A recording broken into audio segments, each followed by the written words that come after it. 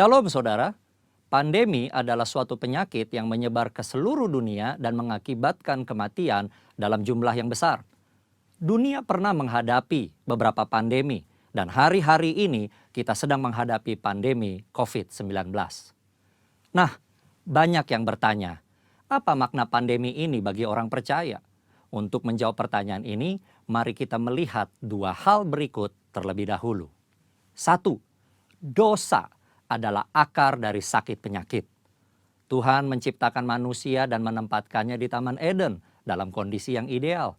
Tidak ada kejahatan, penderitaan atau sakit penyakit. Namun kondisi yang ideal tersebut menjadi rusak ketika manusia menggunakan kehendak yang dimilikinya dengan cara yang keliru. Iblis memberikan pendapat yang salah dengan cara yang menarik, sehingga akhirnya Hawa mengambil buah pengetahuan baik dan jahat, memakannya, demikian juga diikuti oleh Adam. Akibatnya, dosa masuk ke dalam kehidupan manusia dan menurunkan kutuk, sakit penyakit, kekacauan, dan kematian kekal. Dua, anak-anak Tuhan tinggal di dalam dunia yang berdosa. Kita perlu mengetahui bahwa kita sebagai orang percaya tinggal di dalam dunia yang sudah jatuh dalam dosa. Oleh karenanya, anak-anak Tuhan sangat rentan terhadap akibat-akibat dosa. Namun buat anak-anaknya, Tuhan memberikan perlindungan yang luar biasa. Ada pagar yang mengelilingi anak-anak Tuhan yang tidak dapat ditembus oleh si jahat. Jika si jahat ingin mencobai anak-anak Tuhan, mereka memerlukan izin dari Tuhan. Dan salah satu syarat Tuhan adalah pencobaan itu tidak boleh melampaui kekuatan manusia. Kita harus ingat, diberikan izin atau tidak, itu adalah kedaulatan Tuhan. Pada hari-hari ini, iblis terus bekerja untuk meningkatkan pencobaan guna mengacaukan manusia. Sehingga manusia tidak fokus pada Tuhan dan rencananya. Melalui berbagai hal, termasuk COVID-19, iblis bekerja membuat manusia takut, kacau, dan hanya berfokus menyelamatkan diri secara fisik. Di dalam hikmatnya yang tinggi dan tidak terselami oleh manusia, Tuhan mengizinkan virus itu ada. Nah, berdasar dua hal tersebut, kini kita akan melihat kehidupan Ayub agar mengerti makna pandemi bagi kehidupan orang percaya. Saudara, Ayub dicatat sebagai orang yang saleh, jujur, takut akan Tuhan, dan menjauhi kejahatan. Tuhan memberkati Ayub dan segala usahanya. Ternaknya berkembang biak mencapai ribuan. Ayub diberkati dengan 7 anak laki-laki dan 3 anak perempuan. Semua berjalan dengan baik, sampai suatu hari Ayub mengalami hal yang tidak menyenangkan. Semua anaknya mati, ternaknya habis, dan tubuhnya menderita penyakit bara. Ayub begitu menderita kesakitan sampai-sampai mengutuki hari kelahirannya. Ayub tidak tahu apa yang terjadi di hadapan Tuhan. Ayub 2 ayat 1 mencatat, pada suatu hari datanglah anak-anak Allah menghadap Tuhan, dan di antara mereka datang juga iblis untuk menghadap Tuhan. Iblis datang menghadap Tuhan dan meminta untuk mencobai Ayub. Tuhan mengizinkan hal itu karena Tuhan tahu bahwa Ayub dapat mengatasinya. Tuhan mengizinkan pencobaan ini adalah untuk menguji motivasi, memurnikan, dan menghasilkan pertobatan. Pada akhirnya tujuan Tuhan tercapai ketika Ayub berkata, hanya dari orang saja aku mendengar tentang engkau, tetapi sekarang mataku sendiri memandang engkau. Oleh sebab itu, aku mencabut perkataanku dan dengan menyesal aku duduk dalam debu dan abu. Ayub bertobat dan masuk dalam suatu dimensi rohani yang baru dalam hidupnya. Saudara, dari mempelajari apa yang dihadapi Ayub, maka ada 3 hal yang Tuhan kehendaki dari penyakit atau pandemi yang menimpa kita orang percaya. Yaitu, 1, Tuhan menghendaki kita orang percaya memiliki motivasi yang benar dalam mengiring dan melayani Tuhan. 2, Tuhan menghendaki kita orang percaya menjadi orang-orang yang murni. Jika diibaratkan emas, Tuhan tidak menghendaki emas 23 karat. Tuhan mau emas 24 karat. 3, Tuhan menghendaki kita bertobat, berbalik dari jalan-jalan yang jahat, dan bergantung hanya kepada Tuhan. Kesimpulannya, Tuhan yang kita sembah dan layani adalah penguasa yang maha tinggi. Tuhan yang berkuasa atas segala sesuatu. Tuhan memiliki banyak cara untuk membawa umatnya hidup dalam persekutuan yang indah. Pencobaan yang diizinkan oleh Tuhan ada dalam pertimbangan hikmat Tuhan yang sungguh alangkah dalamnya. Tuhan pasti akan memberikan jalan keluar dari pencobaan tersebut. Dan pada akhirnya kita semua masuk ke dalam dimensi yang baru. Tuhan Yesus memberkati. Amin.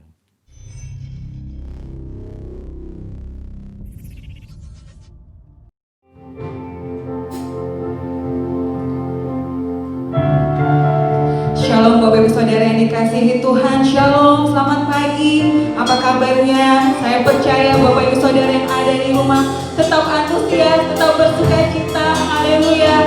Pagi hari ini adalah pagi yang sungguh sangat cerah karena Tuhan sungguh sangat memberkati kita. Tetaplah semangat, tetaplah kuat, tetap berpegang teguh pada janji Tuhan. Sebab Tuhan yang kita sembah adalah Tuhan yang selalu menepati janjinya. Haleluya. Dan Bapak Ibu Saudara, kita sudah memasuki new normal. Artinya kita akan mulai ibadah lagi di tempat ini, bersuka cita untuk kita bisa membawa pujian dan penyembahan kita yang terbaik bagi Tuhan kita.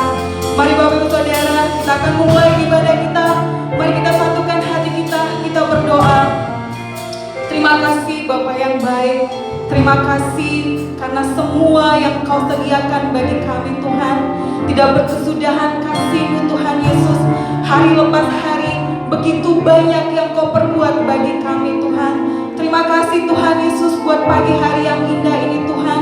Engkau masih memberikan kesempatan dan waktu buat kami untuk kami datang menyembah Engkau, untuk kami datang memuji Engkau Tuhan Yesus, membawa syukur kami. Terima kasih Tuhan.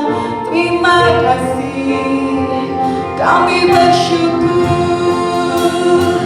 Kami bersyukur. Punya Allah yang baik, punya Allah yang hebat. Kami bersyukur. Haleluya, haleluya. Tak berkesudahan kasih-Mu, tak berkesudahan kasih-Mu, selalu baik,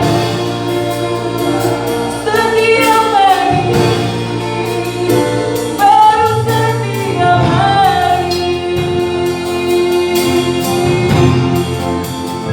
Engkau Allah kami yang baik, nama-Mu yang begitu indah Tuhan. Hanya Engkau yang layak kami puji, hanya Engkau yang layak kami sembah.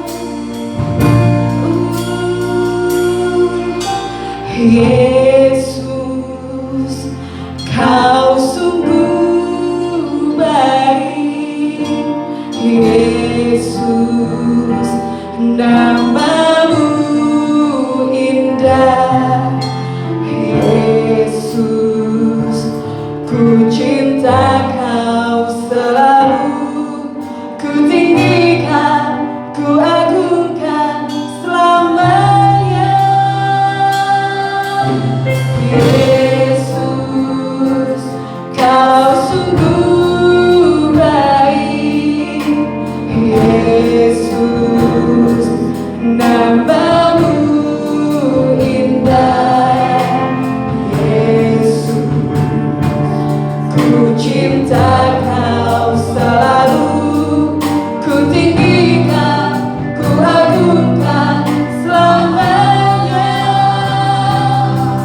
Kau memuji-Mu, ku selalu puji-Mu, ku mau menyembah-Mu, ku selalu sembah-Mu.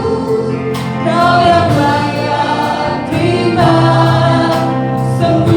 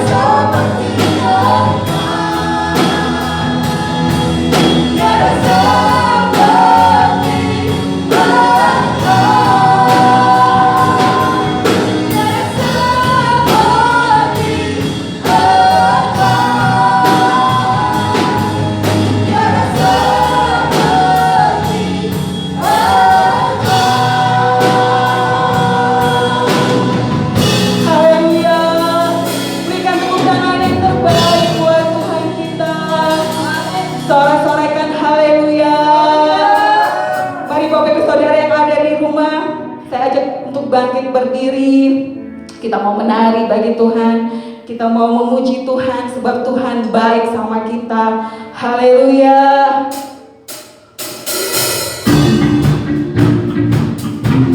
Kasih-Nya yang begitu besar Bapak Ibu Saudara, lebih kuat dari dosa-dosa kita.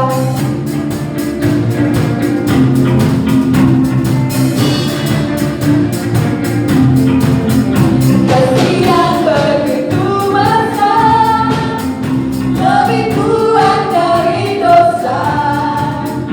Kasih yang menemukanku, selamatkan dan pulihkanku. Ku naikkan syukurku, akan berhenti memuji, meninggikan namamu selalu, menari memuliakanmu. Dibebaskan, dibangkitkan, hidup yang kau dan kini hanya untukku. Haleluya. Kasih yang begitu besar, lebih luas dari dosa. Kasih yang menemukanku, selamatkan dan pulihkan. Angkat kedua tangan kita katakan, ku naikkan syukurku, ku tak akan berhenti memuji, meninggikan namamu selalu, menari memuliakanmu. Dibebaskan, dibangkitkan, hidup yang kau dan kini hanya untukku. Mari Bapak Ibu Saudara, tetap bersuka cita di dalam Tuhan. Sebab bulan ini kita sudah memasuki new normal. Artinya Bapak Ibu Saudara sudah bisa beribadah di rumah Tuhan. Haleluya. Kasih yang begitu besar, lebih kuat dari dosa. Kasih yang membentukku, selamatkan dan pulihkanku. Ku naikkan syukurku, ku naikkan syukurku. Ku tak akan berhenti memuji, meninggikan namamu selalu, menari memuliakanmu. Dibebaskan, dibangkitkan, hidup yang kau dan kini hanya untukku. Takkan berhenti memuji, meninggikan namamu selalu, menari memuliakanmu. Dibebaskan, dibangkitkan, hidup yang kau dan kini hanya untukku. Takkan berhenti memuji, meninggikan namamu selalu, menari memuliakanmu. Dibebaskan, dibangkitkan, hidup yang kau dan kini hanya untukku. Haleluya.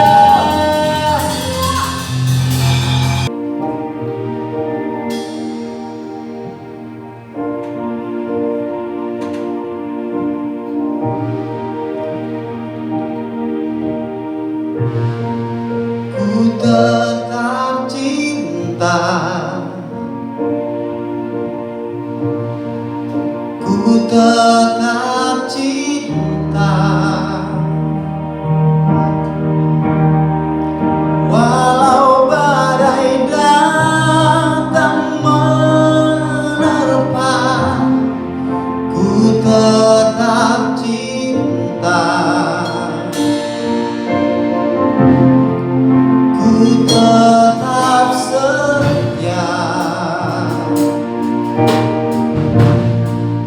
ku tetap setia.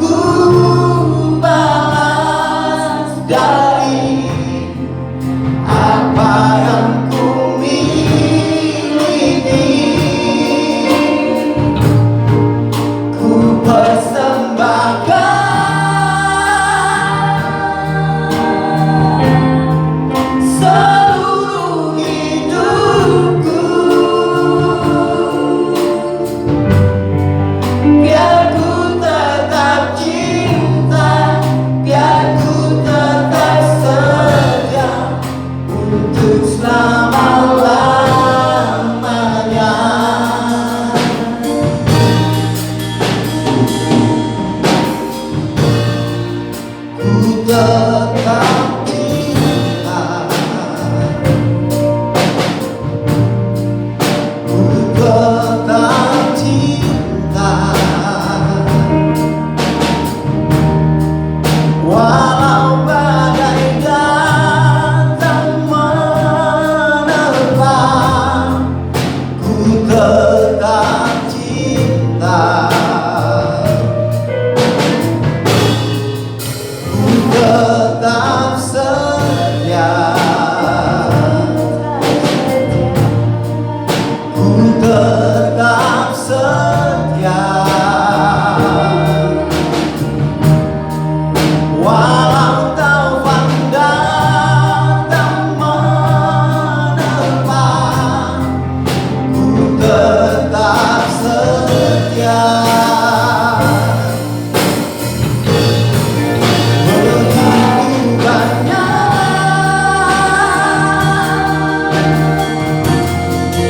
yang Tuhan kau beri,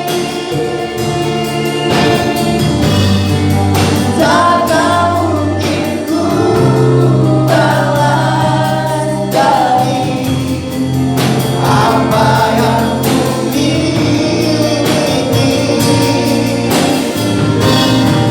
Ku persembahkan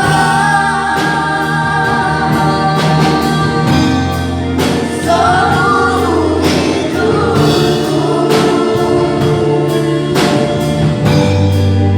biar ku tetap cinta, biar ku tetap setia untuk selama-lamanya.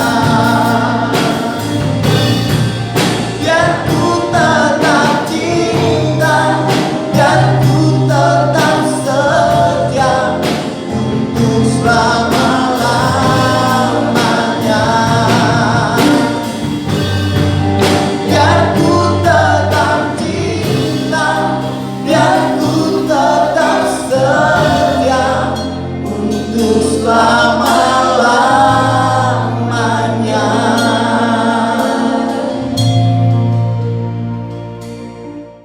Haleluya, shalom my family. Kita jumpa lagi untuk melanjutkan topik kita minggu yang lalu tentang persiapan untuk memasuki normal baru bagian kedua.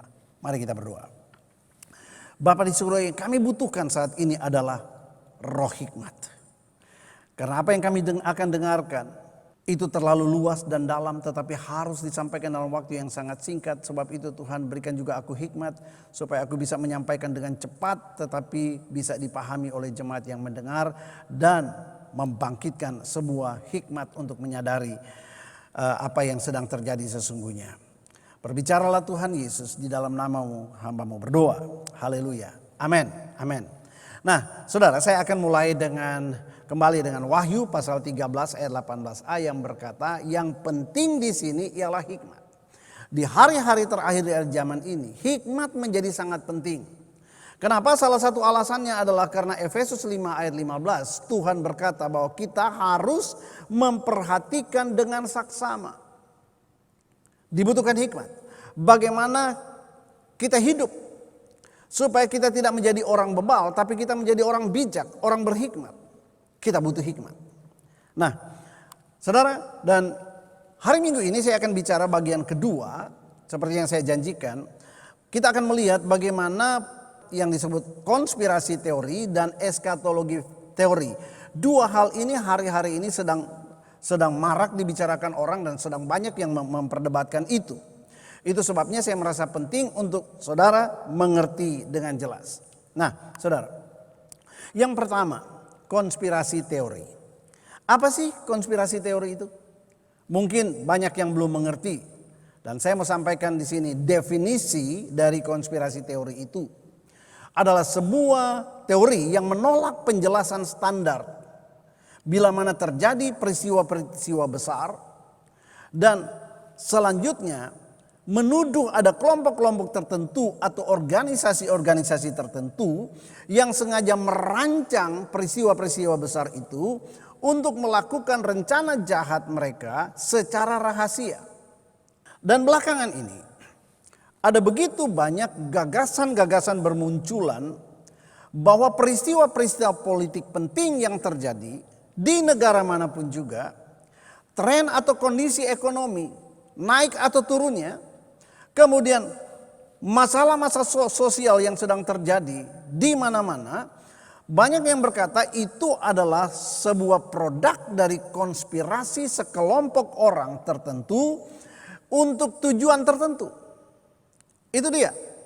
Dan sekarang ini di zaman coronavirus ini, mereka juga mulai berbicara bahwa virus corona ini muncul sebagai produk dari konspirasi orang-orang tertentu. Pertanyaannya, benarkah demikian? Kita lihat nanti. Dan saudara, apa yang saya sampaikan begini, saya cuma memberikan Anda informasi dan Anda timbang sendiri dan konklusi sendiri. Nah saudara, mengapa konspirasi teori tentang COVID ini merebak begitu cepat? Kenapa? Karena fakta bahwa pandemi ini telah menewaskan puluhan ribu orang dalam waktu yang sangat cepat. Ini menghebohkan, ini peristiwa besar. Yang kedua, bahwa COVID ini dengan sangat cepat telah berhasil mengubah tatanan ekonomi global dunia, bahkan mengubah tatanan politik dunia, dan juga tatanan sosial seluruh dunia secara masif dan luar biasa cepatnya. Jadi ini dianggap peristiwa luar biasa, otomatis orang mulai mencari-cari jangan-jangan ada orang-orang yang berkonspirasi di belakang. Nah, tapi satu hal yang kita perlu mengerti bahwa konspirasi teori itu belum tentu hoax. Saudara, hoax itu 100% tidak punya dasar. Itu hanya rekayasa saja dalam pikiran tapi tidak pernah ada dasar. Artinya itu bohong, nggak boleh dipercaya. Tetapi bicara tentang sebuah konspirasi, konspirasi itu sebuah dugaan yang ada dasar. Ada dasar pertimbangan, ada fakta walaupun tidak lengkap, dan juga ada informasi-informasi terkait. Nah, itu sebabnya konspirasi ini bisa benar, bisa salah. Tapi antara keduanya ada satu persamaan. Persamaannya adalah kedua-duanya baik hoax maupun konspirasi teori itu bisa menimbulkan kegaduhan dan kekacauan besar di tengah-tengah masyarakat. Itu tentang konspirasi teori. Sekarang mari kita lihat tentang eskatologi teori. Apa sih eskatologi itu? Saudara, eskatologi adalah salah satu cabang studi teologi Kristen yang mempelajari dan membahas hal-hal yang berkaitan dengan hari-hari terakhir. Saudara, eskatologi Kristen ini banyak berbicara tentang akhirat, tentang surga, tentang neraka, tentang kedatangan Tuhan Yesus, kebangkitan orang mati, dan lain sebagainya. Tentang pengangkatan dan lain-lain. Persamaan lainnya dari kedua teori ini adalah munculnya sangat menarik dan sangat masif justru pada hari-hari terakhir ini. Satu abad atau satu dasawarsa yang lalu belum terlalu marak. Yang kedua, dua-duanya itu menimbulkan pandangan yang kontroversi. Banyak sekali pro kontra. Nah, lalu sebagai orang Kristen, mari kita lihat apa kata Alkitab. Bagaimana kita menyikapi kedua kontroversi ini. Yang jelas Hosea 4 ayat 6a berkata, "My people are destroyed for lack of knowledge." Umatku itu hancur karena kurang pengetahuan. Itu sebabnya saudara, jangan tutup mata, jangan cepat menyimpulkan. Tapi di tengah-tengah akhir zaman ini, apa yang kita dengar, apa yang sedang berkembang, peristiwa-peristiwa besar terutama ya, kita harus pelajari. Kita harus lihat, kita harus renungkan sama-sama. Nah saudara, itu sebabnya yang penting di sini adalah hikmat. Sebab kalau tidak, saudara, putih bisa kita lihat hitam, hitam kita bisa lihat putih dan sebagainya. Oke, saya lanjutkan. Mari, ada 3 langkah orang berhikmat untuk melihat, menilai zaman ini. Saudara, yang pertama, apapun yang beredar, itu sisihkan waktu untuk dengar. Dengar informasi-informasi penting, lihat, ya, dengar dulu, jangan langsung ditolak mentah-mentah. Ah, saya nggak mau, itu bohong. Jangan. Saudara, dan setelah kita dengar, jangan cepat-cepat simpulkan. Jangan dipengaruhi apa kata orang atau apa kata tulisan. Tapi pelajari dan pertimbangkan dengan saksama. Minta roh penimbang daripada Tuhan. Dan saudara, jangan lupa doakan sebelum putuskan. Ini benar gak ya Tuhan ya, saya bisa percaya apa enggak? Saya bisa viralkan atau tidak? Kita harus berdoa. Dan setelah berdoa barulah kita simpulkan. Dan kesimpulan kita harus ada dua. Akan ada dua, sependapat dengan yang kita dengar itu atau tidak sependapat. Gitu ya. Nah saudara, sekarang saya mau bicara tentang COVID. Ini yang sedang banyak berkembang. COVID itu benar gak sih hanya sebuah konspirasi atau hasil dari sebuah konspirasi jahat? Benar gak? Nah ada banyak sekali tulisan-tulisan tentang ini, tapi saya mau angkat saja ingin berbagi dengan saudara apa yang saya pelajari, yang saya gali tentang teori ini. Bahwa ada yang sangat-sangat mencolok saat-saat ini yang menjadi dugaan sebagai konspirator. Yang pertama katanya adalah PBB, PBB, United Nations. Nah di United Nations ini di pelaksana lapangannya itu yang namanya World Health Organization katanya ya. Ini bidang kesehatan di bawah PBB. Yang kedua tentang vaksin COVID yang sedang diperebutkan di mana-mana. Ini juga menjadi viral dan tanda tanya. Kenapa saudara? Karena kok tiba-tiba dunia ini atau ada orang-orang tertentu yang berkata bahwa sebulan lagi, setahun lagi saya sudah menemukan vaksin ini. Padahal menurut kedokteran para ahli untuk membuat sebuah vaksin itu dibutuhkan waktu paling cepat 5-6 tahun. Lah COVID baru terjadi kok, kenapa orang sudah siap vaksinnya? Itu jadi isu. Kemudian saudara, ada isu juga yang berkata bahwa ada konspirasi untuk memasukkan chips ke dalam tubuh manusia melalui vaksin. Katanya di dalam vaksin itu disisipkan chips ini. Saudara, apakah benar atau tidak? Nanti kita lihat sebentar. Dan kemudian saudara, ada orang-orang tertentu atau badan-badan tertentu yang hari-hari ini marak disoroti menjadi terduga konspiratornya. Siapa mereka? Saudara, yang pertama ada yang namanya Rockefeller. Kedua ada yang namanya Rothschild. Siapa mereka? Kemudian yang ketiga ada yang namanya Bill Gates. Oke? Nah, mari kita langsung ya. Saudara, kita lihat dulu latar belakang. Apa yang melatar belakangi tuduhan bahwa ini konspirasi mereka.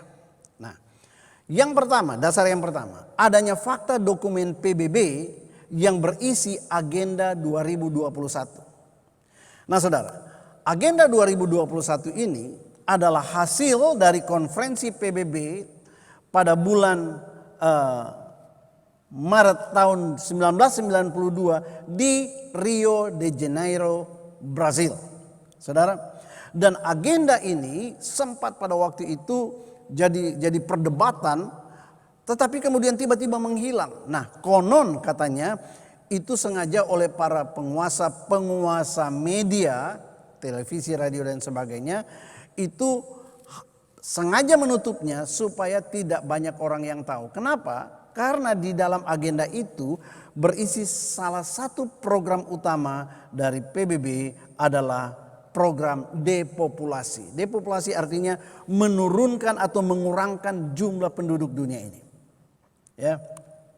Dan ini dia, dalam agenda itu ditulis juga landasan atau alasan kenapa mereka mau mengurangi populasi. Populasi ini dinilai terlalu besar dan telah melampaui kapasitas daya dukung bumi ini, sehingga terjadilah ketimpangan-ketimpangan dan ketidakseimbangan baik secara sosial maupun ekosistemnya dan lain sebagainya. Dan dikhawatirkan bahwa satu saat dunia ini akan menjadi sebuah medan yang berisi peperangan karena orang berebutan lahan dan sebagainya dan sebagainya dan sebagainya. Nah, saudara, saya lanjut. Saudara, saya mungkin cepat ini saya lewat-lewatin saja, tetapi kira-kira begini. Agenda 21 itu adalah rencana aksi PBB yang mau diterapkan ke seluruh dunia. Dan kemudian saudara, apa yang dimaksud dengan rencana depopulasi itu jelas mengurangi jumlah penduduk secara cepat. Secara cepat. Misalnya lewat wabah, lewat perang, atau relokasi paksa. Nah saudara yang kasih Tuhan, kita perlu tahu bahwa sejak program depopulasi itu, maka seluruh dunia itu agak dipaksa untuk yang namanya program keluarga berencana. Lewat sterilisasi, kemudian lewat aborsi, kemudian ada yang lewat lain-lain sebagainya. Tapi ternyata tidak bisa juga untuk menahan laju pertumbuhan penduduk. Itu sebabnya dikatakan perlu dipikirkan satu cara untuk mengurangi secara cepat dan masif. Tujuannya adalah untuk mencapai pembangunan global yang berkelanjutan. Dan salah satu tujuan utama dari Prakarsa Agenda 21 ini adalah bahwa setiap pemerintah nantinya lewat PBB akan dipaksa membuat Agenda 21 setempat sendiri. Nah, itu yang kalau di Indonesia kita kenal mungkin program keluarga berencana. Nah saudara, setelah itu berjalan sekian lama dan kemudian dievaluasi ternyata tidak berjalan sebagaimana diinginkan. Maka pada tanggal 25-27 September 2015 diadakanlah yang namanya Sustainable Development Goals Summit 2015. PBB kembali mengadakannya. Dan di situ diputuskan bahwa dibutuhkan penguatan semua agenda 21, agenda yang mereka buat di tahun 92 itu tentang agenda 21, dengan menegaskan kembali semua prinsip-prinsip Rio de Janeiro tentang lingkungan dan pembangunan, termasuk di dalamnya tentang depopulasi. Itu alasan pertama. Alasan yang kedua adalah perilaku bisnis orang-orang Yahudi yang terkemuka dan terkaya di dunia yang tiba-tiba mengendalikan semua ekonomi, keuangan, teknologi, politik, bahkan pengaruh sosial yang luar biasa. Siapa mereka itu? Mari saudara lihat. Yang pertama tadi saya sudah katakan ada yang namanya Rothschild Foundation atau dia punya yayasan amal ini baru berdiri tahun 2010. Kok tiba-tiba berdiri? Orang jadi tanda tanya. Padahal dia ini orang kaya, pengusaha besar yang sudah eksis sebelum Amerika berdiri. Tahun 17 sekian, 1700 sekian. Kemudian yang kedua Rockefeller juga. Rockefeller Foundation. Saudara, ini berdiri lebih lama tahun 2013. Tapi dia sangat aktif dalam pekerjaan-pekerjaan amal. Kemudian Bill and Melinda Gates Foundation. Nah, tiga foundation ini, tiga yayasan ini tiba-tiba bergerak begitu hebat, begitu cepat, dan di tengah-tengah wabah COVID-19 ini mereka itu menginvestasi miliaran dolar untuk apa? Membuat antivirus. Ada apa tanda tanya? Nah saudara, mari saya jelaskan sedikit dengan cepat. Dinasti Rothschild. Saudara kalau lihat mereka itu adalah orang Yahudi yang menjadi raja perbankan sejak abad ke-18. Semua perbankan bahkan sampai dengan hari ini Federation Reserve Amerika Serikat seperti bank sentralnya kita yang mencetak mata uang dolar dan sebagainya itu bukan dimiliki pemerintah Amerika Serikat tetapi dimiliki oleh keluarga Rothschild ini. Jadi itu bank swasta. Nah saudara, lalu kemudian saudara mereka itu sangat kaya, tidak terbatas keuangannya. Keluarga Rothschild dikabarkan mempertahankan kontrolnya melalui US Federal Reserve, Fed tadi, the Fed, dengan mengirimkan agennya, ada yang namanya Paul Warburg, untuk menciptakan semacam pemerintahan terselubung, itu pada tahun 1913. Nah begini, kelompok ini juga diduga sebagai pendiri kelompok rahasia Illuminati dan Freemason dan mengendalikan mereka. Saudara, kalau bicara tentang Illuminati dan Freemason, sampai sekarang dikatakan itu juga hanya sebatas konspirasi. Apakah benar ada atau tidak, saudara?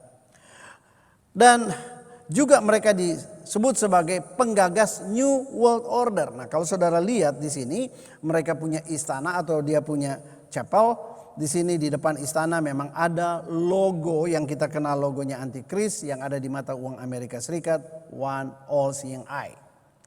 Nah saudara, sekarang mari kita lihat dinasti Rockefeller. Saudara, ini juga adalah orang kaya yang luar biasa. Mereka sudah kaya memang dari abad ke-18 orang tuanya. Nah saudara, dan mereka ini penguasa perminyakan. Semua perusahaan-perusahaan minyak besar itu pasti ada bagian mereka, ada saham mereka. Nah saudara, mereka menguasai seperti di samping bank ya, mereka juga menguasai Exxon Mobil, Chevron, BP dan sebagainya, British Petroleum dan sebagainya. Pokoknya kalau bicara perminyakan mereka lah rajanya. Kemudian mari kita lihat Bill Gates. Siapa Bill Gates? Bill Gates itu raksasa IT. Saudara, kita tahu Microsoft itu dia yang dirikan. Kemudian dia sempat menjadi orang terkaya dunia. Disebut senti-bilioner karena kaya luar biasa berhasil. Dan saudara, ternyata Bill Gates ini sebelumnya dia bersama dengan ayahnya ini sering sekali berdiskusi dengan Rockefeller. Apa yang didiskusikan nobody knows. Nah, tetapi tiba-tiba bulan Januari 2010 Gates itu mengundurkan diri dari Microsoft di tengah-tengah suksesnya. Orang-orang memang bertanya-tanya, kenapa? Apa alasannya? Tidak ada orang yang tahu. Tapi mari kita lihat, ini hanya sekedar informasi. Sekarang saya mau tunjukkan pada saudara informasi yang lebih-lebih lagi mendekati. Bahwa pada tahun 2010 saudara, dari Rockefeller Foundation pernah mengeluarkan sebuah hasil riset dan sebuah perencanaan ke depan yang mengerikan dan dilaporkan di dalam laporan mereka di tahun 2010. Saudara, itu kalau kita lihat di dalam agenda atau mereka sebut sebagai Scenario for the Future of Technology and International Development. Nah, di antaranya kalau saudara lihat di situ ada itu daftar isinya yang saya coret biru itu bicara tentang membangun sistem yang untuk mengontrol kesehatan dunia seperti itu. Nah, saudara, di dalam skenario itu tahun 2010 mereka benar-benar memikirkan dan coba menskenariokan, coba merekayasa kalau terjadi sesuatu apa yang harus mereka lakukan. Dan saudara, di dalam laporan itu ada 8 poin yang mereka skenariokan. Pertama, bagaimana kalau terjadi wabah flu baru yang sangat mematikan di dunia ini? Apa yang harus mereka lakukan? Mereka prediksi, katanya prediksi. Yang kedua, bagaimana kalau wabah itu membuat orang ekonomi lumpuh, industri mati, kemudian rantai suplai hancur. Yang ketiga, bagaimana kalau terjadi toko-toko dan kantor tutup, karyawan jadi pengangguran dan sebagainya. Apa yang harus mereka lakukan? Ini namanya skenario. Yang keempat, bagaimana kalau Amerika Serikat kena dampak dari semuanya itu? Kemudian yang kelima, bagaimana kalau penduduk dunia diharuskan untuk pakai masker dan cek temperatur suhu di pintu-pintu masuk? Saudara, ini tahun 2010 sudah mereka pikirkan, sudah mereka skenariokan dan sekarang sedang terjadi. Yang keenam, bagaimana kontrol otoriter terus berjalan dan terus ditingkatkan walaupun wabah telah hilang. Nah, yang ketujuh, bagaimana kalau rakyat dunia seperti tawanan dalam penjara dan lama-lama mereka bakal pasrah dan menyerah. Kenapa? Stay at home terus. Ini sudah diskenariokan, sudah diperkirakan. Lalu saudara, ke-8. Akhirnya dalam skenario itu bagaimana kalau akhirnya seluruh rakyat dunia ini secara sukarela minta dipasang biometric chips atau biometric ID atau chips ke dalam tubuh mereka untuk deteksi penyakit sedini mungkin dan mengakhiri penderitaan mereka akibat penyakit itu. Sudah lihat 2010 sudah dibicarakan tentang apa yang terjadi hari ini. Apakah sudah ada? Belum. Tapi pertanyaannya kenapa mereka bisa berpikir untuk menskenariokan itu? Nah, di dalam video pendek ini, saudara, ada seorang bernama Bill Gates. Ternyata pada tahun 2015 Bill Gates sudah bicara tentang akan datangnya virus corona ini. Nah, saudara yang kasih Tuhan, Anda ikuti sebentar tayangan ini. When I was a kid, the disaster we worried about most was a nuclear war. Today, the greatest risk of global catastrophe doesn't look like this. Instead, it looks like this. If anything kills over 10 million people in the next few decades, it's most likely to be a highly infectious virus rather than a war. Not missiles, but microbes. Now, part of the reason for this is that we have invested a huge amount in nuclear deterrence, but we've actually invested very little in a system to stop an epidemic. We're not ready for the next epidemic. And a large epidemic would require us to have hundreds of thousands of workers. There was no one there to look at treatment approaches, no one to look at the diagnostics, no one to figure out what tools should be used. As an example, we could have taken the blood of survivors, processed it, and put that plasma back in people to protect them. But that was never tried. So there was a lot that was missing, and these things are really a global failure. The WHO is funded to monitor epidemics, but not to do these things I talked about. You can have a virus where people feel well enough while they're infectious that they get on a plane or they go to a market. The source of the virus could be a natural epidemic like Ebola, or it could be bioterrorism. And so there are things that would literally make things 1,000 times worse. But in fact, we can build a really good response system. We have the benefits of all the science and technology that we talk about here. We've got cell phones to get information from the public and get information out to them. We have satellite maps where we can see where people are and where they're moving. We have advances in biology that should dramatically change the turnaround time to look at a pathogen and be able to make drugs and vaccines that fit for that pathogen. So we can have tools, but those tools need to be put into an overall global health system, and we need preparedness. What are the key pieces? First is we need strong health systems in poor countries. That's where mothers can give birth safely, kids can get all their vaccines, but also where we'll see the outbreak very early on. We need to do simulations, germ games, not war games, so that we see where the holes are. Finally, we need lots of advanced R&D in areas of vaccines and diagnostics. There are some big breakthroughs, like adeno-associated virus, that could work very, very quickly. So I think this should absolutely be a priority. There's no need to panic. We don't have to hoard cans of spaghetti or go down into the basement. But we need to get going because time is not on our side. If we start now, we can be ready for the next epidemic. Thank you. Nah, saudara, selanjutnya tentang isu yang mengatakan bahwa biochips akan dimasukkan di dalam vaksinnya Bill Gates. RFID chips multifungsi ini yang selama ini kita kenal sebagai tanda 666 itu.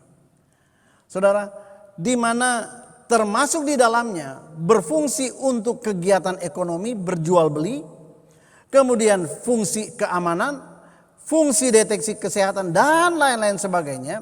Sekarang ini sudah ada dan sudah ramai digunakan. Kalau Anda Google, Anda bisa lihat di Swiss hari-hari ini generasi milenial bangga sekali kalau mereka dipasangin chips itu. Mereka bilang, wah, now I am a cyberman. Luar biasa. Tapi menurut saya, isu chips di dalam vaksin produksi Bill Gates yang katanya akan dimasukkan ke dalam tubuh manusia, menurut saya hampir bisa dipastikan tidak mungkin atau hoax. Tetapi masalah chips itu masuk, itu sangat-sangat mungkin, bahkan sekarang sudah mulai dimasukkan ke dalam tubuh manusia dan itu akan terus, termasuk di dalamnya fungsi untuk kontrol kesehatan. Ingat 2010 Rockefeller mengeluarkan dia punya planning, termasuk di dalamnya bagaimana menciptakan sistem untuk mengontrol kesehatan manusia. Oke. Informasi terakhir tentang orang-orang ini, mungkin Anda masih kenal orang-orang ini, sudah 2 tahun yang lalu ternyata ketiga orang ini dikatakan raksasa, yaitu George Soros, Rockefeller dan Rothschild. Mereka telah mengambil alih yang namanya cryptocurrency. Apa itu cryptocurrency? Itu bicara tentang mata uang elektronik yang akan nanti menggantikan mata uang kertas atau mata uang logam di seluruh dunia, akan diganti dengan microchip. Nah, saudara, itu dia. Nah, udah semuanya ini informasi yang bisa saya berikan, dan dalam waktu yang sisa ini saya mau kita melihat bagaimana sudut pandang eskatologi teori. Saudara, apa kata Alkitab tentang New World Order, satu pemerintahan dunia, satu tatanan dunia baru? Saudara, Alkitab dengan jelas menjelaskan bahwa di dalam masa sengsara antikris itu akhir zaman, dalam Daniel pasal 9, dunia ini akan dipimpin oleh seorang super diktator yang antikris. Dikatakan seorang raja, seorang penguasa. Alkitab sudah bilang akan ada seorang penguasa. Dari mana, siapa dia?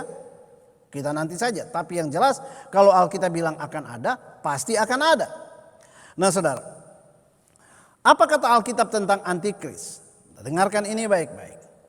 Dalam 1 Yohanes 2 ayat 18-20 dikatakan, anak-anakku, waktu ini adalah waktu yang terakhir. Dan seperti yang telah kamu dengar, seorang antikris akan datang. Siapa dia itu? Mereka itu, antikris itu berasal dari antara kita. Bukan dari bangsa lain. Tapi dari antara kita. Ingat, Alkitab ini ditulis, perkataan ini ditujukan kepada orang-orang Yahudi pada waktu itu. Yohanes berkata, mereka itu, antikris itu akan berasal dari tengah-tengah orang Yahudi.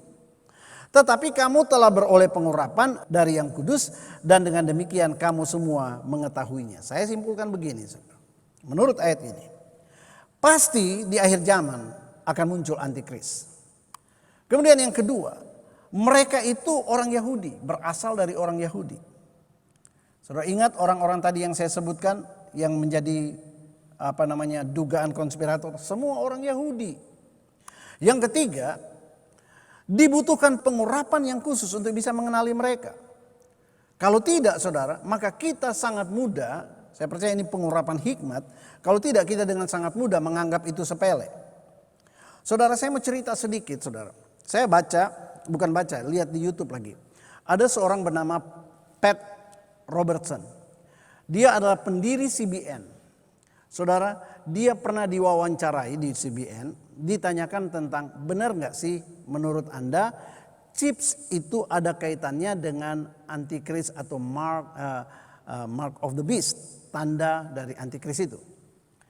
Dia ini, Pat Robertson ini adalah seorang pengkhotbah televisi yang terkenal di Amerika Serikat. Dan dia bikin statement begini. Saya cuma mau kasih tahu, istri saya itu percaya bahwa chips itu adalah tanda antikris.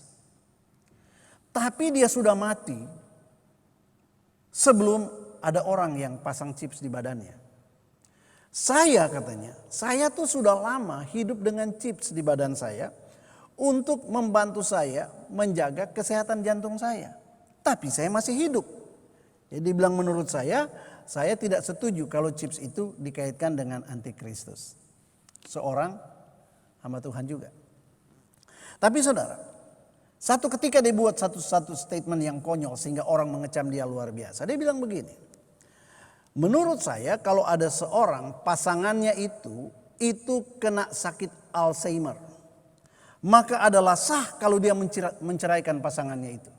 Karena dia bilang orang yang sudah Alzheimer, sudah lupa, hilang ingatan, sebenarnya dia itu sudah mati, sama dengan orang sudah mati. Nah, saudara, dan itu menimbulkan kontroversi, kecaman dari mana-mana, termasuk dari dunia kedokteran. Nah, saudara, itu sebabnya saya mau katakan begini, dibutuhkan pengurapan hikmat. Sepandai apapun juga ilmu kita akan berkata bahwa itu cuma hoax, tidak mungkin. Tapi saudara, kalau engkau punya hikmat, engkau bisa melihat kaitan-kaitannya dan belum tentu konspirasi teori itu adalah hoax. Nah saudara, Tuhan sedang mengajarkan kita untuk memperhatikan dengan saksama. Saudara, antikris itu adalah tiruannya Kristus. KW-nya, Mesias palsu, Raja damai palsu. Antikristus itu artinya orang yang melawan Kristus dan melawan Allah. Dan yang ketiga, antikristus itu adalah anti pengurapan, melawan kebenaran firman Tuhan. Itu dia. Nah, baik. Saudara, sekarang saya lanjut. Tentang RFID chips multiguna, apa kata Alkitab tentang chips itu? Wahyu 3:16 berkata begini, dan ia menyebabkan sehingga kepada semua orang, kecil atau besar, kaya atau miskin, merdeka atau hamba, diberi tanda pada tangan kanannya dan pada dahinya.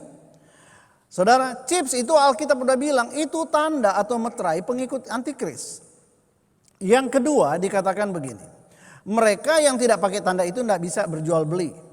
Nah saudara, artinya Alkitab sudah bilang begini, yang pakai tanda itu mereka lah yang dapat mengakses semua kegiatan perekonomian. Dan semua itu memang ada di chips itu sekarang untuk mengendalikan. Kalau tidak pakai itu, saudara sekarang belum dipaksain. Tapi kalau saudara lihat orang-orang yang sudah pakai itu mau belanja tidak pakai kredit card lagi, tinggal pakai lengan yang sudah ada chipsnya. Dan saudara, yang ketiga dikatakan penting hikmat. Hanya orang yang memiliki urapan hikmat yang bisa membedakan ini beneran atau konspirasi keliru. Sebab itu saudara, saya ingatkan kita. Banyak orang berkata konspirasi itu nggak perlu dipercayai. Saya bilang lebih baik Anda tanya Tuhan, benar enggak itu? Jangan-jangan memang antikris itu sudah di depan mata dan kita tidak tahu, ketika ditawarkan kita ikut-ikutan jatuh ke dalamnya. Nah saudara, lalu bagaimana kata Alkitab tentang program depopulasi PBB? Yang jelas Kejadian 1 ayat 8 berkata begini, Tuhan perintahkan beranak cuculah dan penuhilah bumi. Tetapi agenda 21 berkata kurangilah penduduk, kurangilah populasi dengan segala macam cara. Dengan demikian bisa kita simpulkan bahwa populasi atau program PBB ini itu sama sekali bertolak belakang dengan firman Tuhan. Dan itu sebabnya Anda tinggal pilih mau percaya atau tidak. Nah saudara, saya lanjut. Apa kata Alkitab tentang COVID-19? Tahukah saudara bahwa hari-hari ini WHO, World Health Organization tadi, sudah memberitakan dan juga didukung oleh para ahli bahwa virus corona mungkin tidak akan pernah hilang. Tidak akan pernah hilang dari manusia. So what kalau tidak akan pernah hilang? Saudara, lalu apa kata Alkitab tentang semuanya itu? Saudara, Alkitab bilang begini. Dan aku melihat sesungguhnya ada seekor kuda hijau kuning dan seorang yang menungganginya bernama Maut, dan kerajaan maut mengikutinya, dan kepada mereka diberikan kuasa atas 1/4 dari bumi untuk membunuh dengan pedang dan dengan kelaparan dan sampar. Ini ditulis dalam kitab Wahyu 6 ayat 8 yang menunjukkan bahwa betul-betul akan terjadi pengurangan penduduk yang sangat jahat nanti di akhir zaman pada waktu antikris memerintah. Sebab itu jangan sampai Anda tidak terangkat. Saudara, lalu apa kata Alkitab tentang keadaan manusia dalam menghadapi COVID-19? Alkitab berkata akan ada tanda-tanda pada matahari dan bulan dan bintang-bintang dan di bumi dan bangsa-bangsa akan takut dan bingung menghadapi deru dan gelora laut. Alkitab bilang. Dan bukankah hari ini semua manusia di muka bumi ini dihantui, dikejar-kejar rasa takut dengan COVID-19? So, saudara, sebagai konklusi atau kesimpulan, saya minta maaf ya, ini pelajaran yang panjang sekali, saya mesti pack jadi kecil, saya bicara cepat-cepat. Nah, saudara, tapi saya rasa Anda perlu tahu ini. Nah, konklusinya, ini saatnya kita sikapi semua informasi dengan hikmat, dengan bijaksana. Bahwa Apapun orang berkata bahwa itu hanya virus biasa. Tapi sebagai orang percaya pahamilah bahwa ini sebuah wake up call. Wake up call. Kenapa? Anda setuju atau tidak setuju, kita sudah berada di hari-hari terakhir yang ditandai dengan datangnya masa yang sukar. 2 Timotius 3 ayat 12. Kemudian saudara, tanda bahwa kita memang betul-betul sudah ada di hari-hari terakhir, itu ditandai dengan pencurahan Roh Kudus besar-besaran yang memberi tanda atau meterai kepada setiap umat Tuhan untuk dapat tetap bertahan menghadapi kegoncangan-kegoncangan di akhir zaman yang akan terjadi. Itu dia. Nah saudara, yang kedua, jangan cepat simpulkan semua teori konspirasi sebagai tidak bisa diterima. Hanya kalau teori itu bertentangan dengan Alkitab, artinya Alkitab tidak tulis begitu tapi mereka bilang begitu, itu baru bisa kita tolak. Ya. Kemudian di dalam Lukas 21 dikatakan begini ayat 36. Sebuah wake up call supaya kita berjaga-jaga, berdoa, minta kekuatan supaya kita luput dari semuanya itu. Sampai kita nanti berhadapan muka dengan Tuhan Yesus pada waktu pengangkatan terjadi. Wake up call. Dari sisi eskatologi, mari kita kaitkan ini semuanya dengan hari terakhir itu. Yang keempat, jangan santai.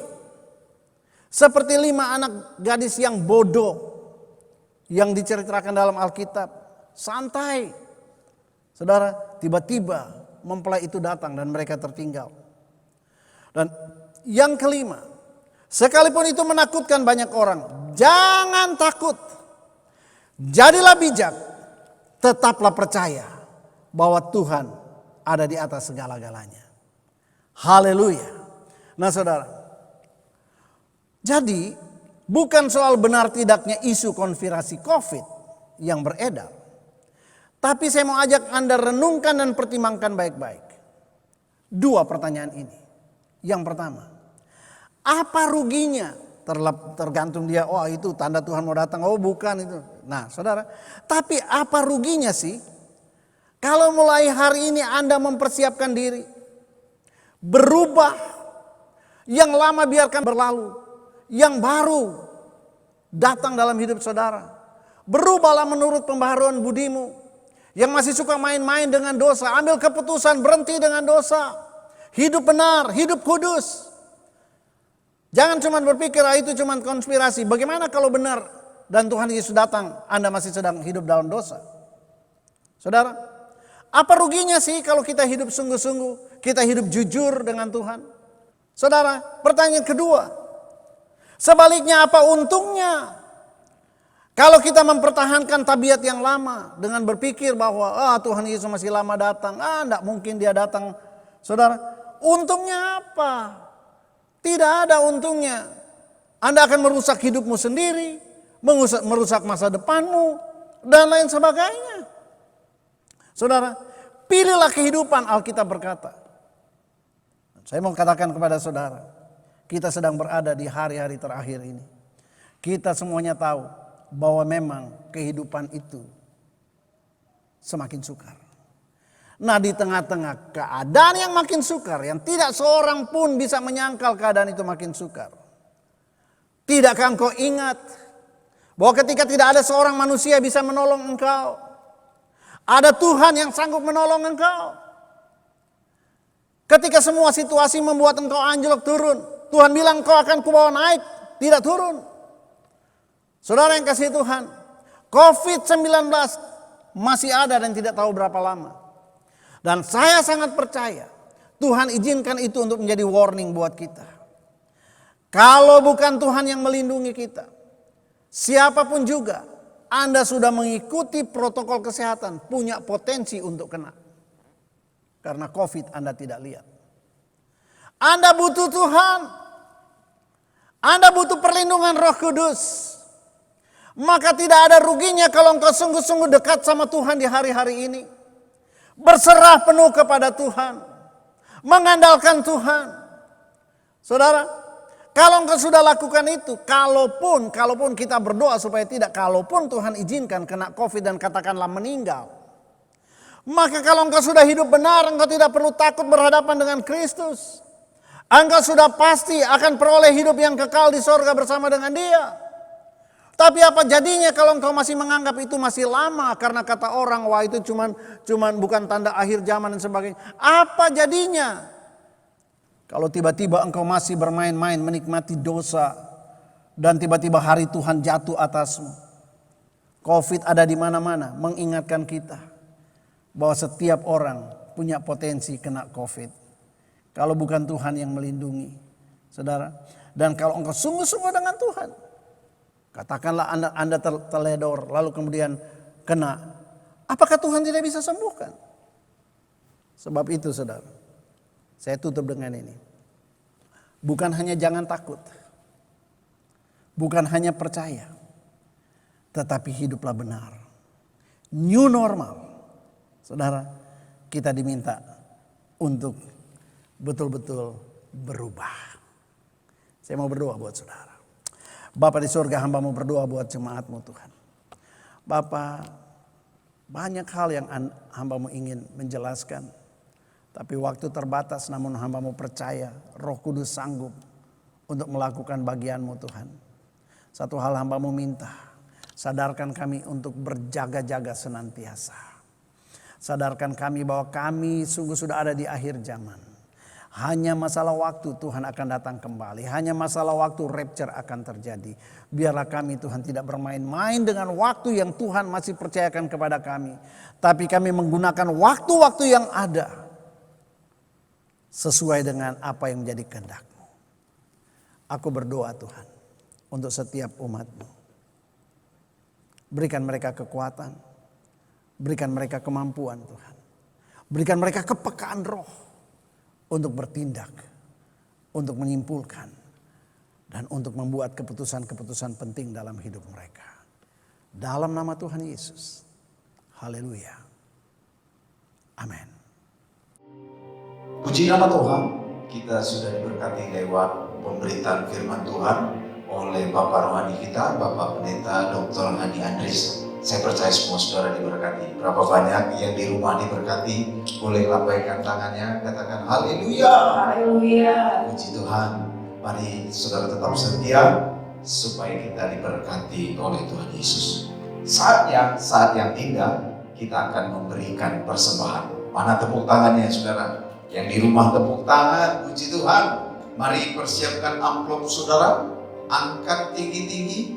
Dan saat ini kita memberikan yang terbaik buat Tuhan kita. Siap memberi saudara? Mari kita angkat tinggi-tinggi. Kita deklarasikan, oleh darah Yesus, aku sudah ditebus dari maut kepada hidup. Hidupku bukanlah milikku lagi, melainkan milik penebusku. Hari ini aku akan memuliakan Tuhan dengan hartaku yang terbaik. Dan aku percaya sesuai firman-Nya, Amsal 3 ayat 9 sampai 10. Lubung-lubungku akan diisi penuh berlimpah dalam nama Tuhan Yesus. Amin. Silakan memberi saudara. Tuhan Yesus memberkati. Puji Tuhan saudara. Pengumuman buat kita semua, diberitahukan kepada kita jemaat GBK Tanjung Priayu bahwa kita akan memulai ibadah offline kita atau di rumah ibadah di gereja kita mulai bulan Juli 2020 ini, artinya bulan depan saudara. Siap saudara untuk beribadah? Sudah lama kita tidak bertemu. Persiapkan diri saudara. Beritahu saudara-saudaramu handai tolan bahwa bulan Juli 2020 kita akan memulai ibadah raya kita seperti yang sudah kita lakukan waktu-waktu yang lalu. Tapi kali ini pasti berbeda saudara. Yang penting saudara siapkan diri. Baik, puji nama Tuhan. Itu saja pengumuman kita. Mari angkat tanganmu dan siap menerima berkat Tuhan. Berkat kasih karunia dari Allah Bapa di surga, di dalam anaknya yang tunggal Tuhan Yesus Kristus, dan kuat kuasa Roh Kudus menyertai, memberkati, melindungi, menjagai, memberikan kehidupan, hidup yang kekal sampai selama-lamanya. Mulai hari ini, besok, sampai dia datang menjemput kita gerejanya di awan-awan yang permai. Yang diberkati dan percaya, sambut berkat Tuhan, katakan amin. Selamat hari Minggu, Tuhan Yesus memberkati.